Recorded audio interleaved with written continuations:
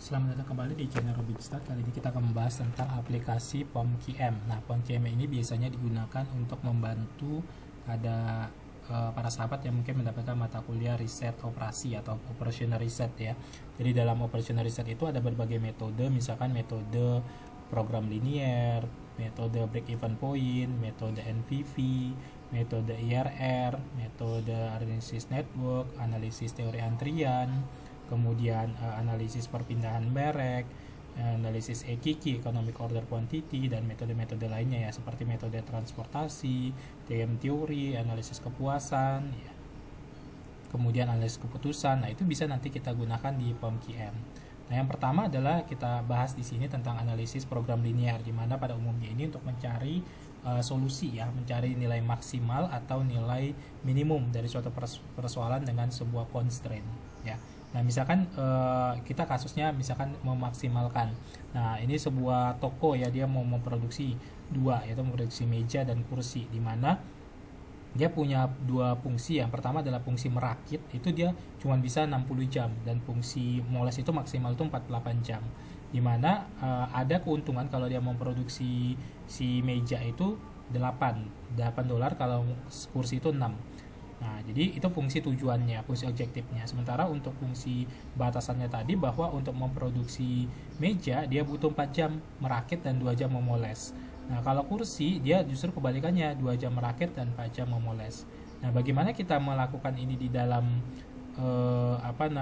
di dalam POMQM ya? Yang kita lakukan adalah yang pertama, kita masuk ke menu modul, kita pilih yang untuk linear programming. Nah, baru kita buat file baru, di mana tadi kita punya fungsi di sini constraint-nya 2 ya.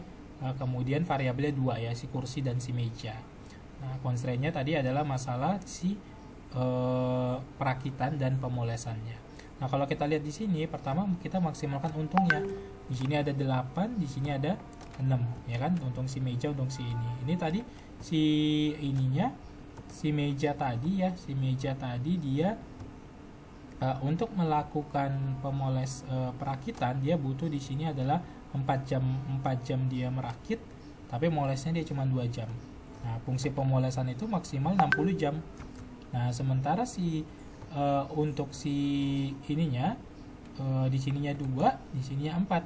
Nah, fungsi si constraint kedua, constraint-nya kita untuk melakukan perakitan itu cuma 48 jam. Nah, maka kombinasi kita memproduksi meja dan kursi untuk menghasilkan biaya maksimalnya itu, keuntungan maksimal itu bagaimana? Ya, tinggal kita klik di sini, kita selesaikan, solve gitu ya.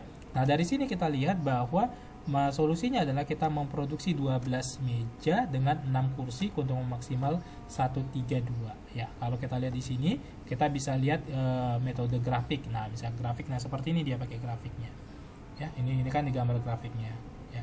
Atau kita pakai namanya, metodenya itu ada nama metode dual ya, metode dual itu pakai iterasi ya. Nah, ini constraint-nya dual program. Nah, sama saja hasilnya, yang diproduksi tadi adalah 8 dan 6 ya, seperti itu.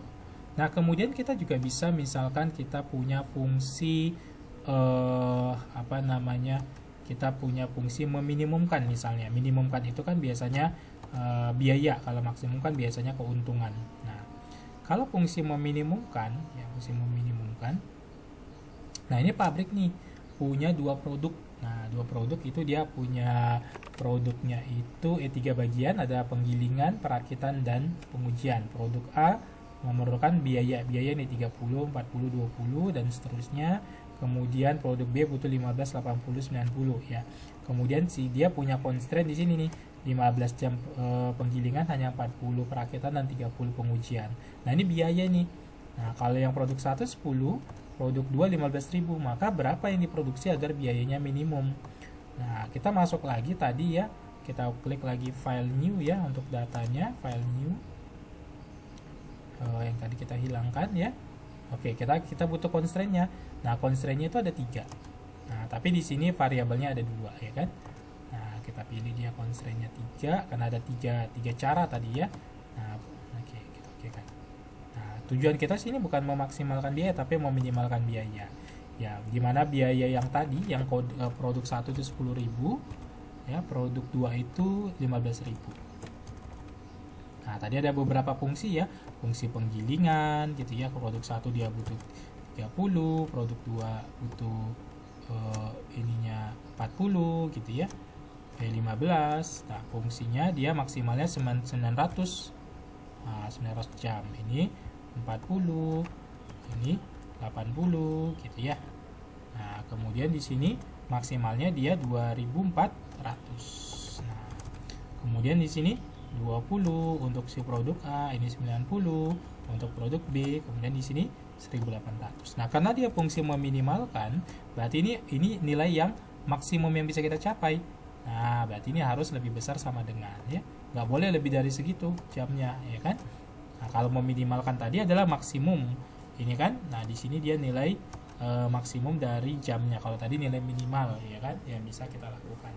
Nah, makanya harus lebih besar sama dengan ya. Sama seperti tadi, tinggal kita solve saja. Nah, kita lihat. Nah, berapa yang diproduksi supaya dia menghasilkan nilai minimum, yaitu 20 produk A dan 20 produk B dengan biayanya yang paling kecil adalah 500.000 gitu ya. Sama seperti itu. Dan ini juga bisa kita lihat secara grafiknya ya. Jadi kita bisa lihat grafiknya seperti apa. Nah, seperti ini. Ini grafiknya ya. Minimumnya di sini tuh. Ini biaya-biaya yang lainnya. Oke, kemudian untuk metode dualnya, nah seperti ini. Jadi dia secara iterasi nanti tercapai 20 dan 20 yang paling meminimumkan ya. Kemudian kita bisa lihat iterationnya, nanti iterationnya bagaimana dia mengiterasi ya. Tuh banyak dia mengiterasi ya. Nah, ini iterasi 1 sampai tercapailah si biaya minimum yaitu 20 ya. Nah, itu sampai dia secara logikanya ya. Yang penting kita bisa mengaplikasikan si penggunaan software ini. Demikian untuk program linear. Semoga bermanfaat. Sampai ketemu di video-video berikutnya. Terima kasih.